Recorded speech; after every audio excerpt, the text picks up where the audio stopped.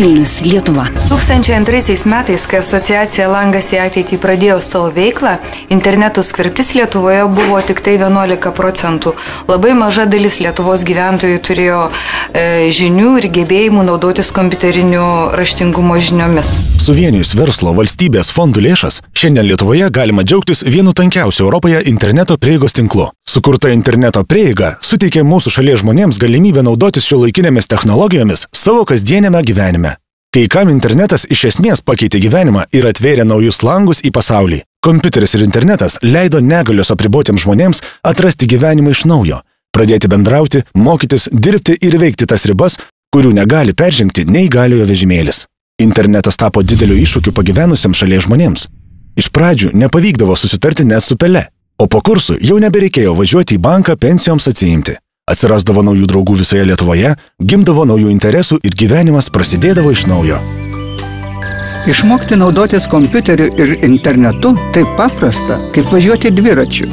Atradęs internetą, jaučiuosi kaip kadaise išmokęs važiuoti dviračiu.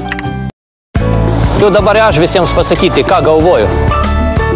Jaučiuosi atjaunėjusi gerus 20 metų.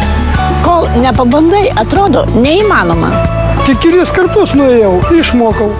Suteikę interneto prieigą, susirūpinome gyventojų skaitmeniniu raštingumu, mokėme naudotis kompiuteriu ir internetu. Į nemokamus kursus rinkosi ir miesto, ir kaimo gyventojai, ir studentai, ir jų seneliai, ir direktoriai, ir bedarbiai. Prieš kompiuterio ekraną ir interneto langą visi tapo lygus. Elektroninės paslaugos padėjo išspręsti daugelį kasdienių klausimų. Dideliai daliai žmonių kursai Langas į ateitį atvėrė naujas galimybės dirbti. Modernizuojamas verslas, medicina, valstybės įstaigos, švietimo institucijos iš žmonių reikalavo naujo svarbaus įgūdžio – gebėjimo naudotis šiuolaikinėmis technologijomis. Langas į ateitį suteikta galimybė išlikti žmonėms darbo rinkoje sulaukė didžiulio įvertinimo, susidarydavo eilės norinčiųjų mokytis. Siekėme pakviesti žmonės naudotis internetu nemokamai. Gana greitai gyventojai įvertino, kaip patogu bibliotekoje ar seniūnijoje prisėsti prie kompiuterio ir sužinoti naujausią informaciją. Internetu susitvarkyti savo finansinius reikalus ar pabendrauti su artimaisiais. Be interneto? Ne, neįsivaizduoju. Kurkime ateitį drauge.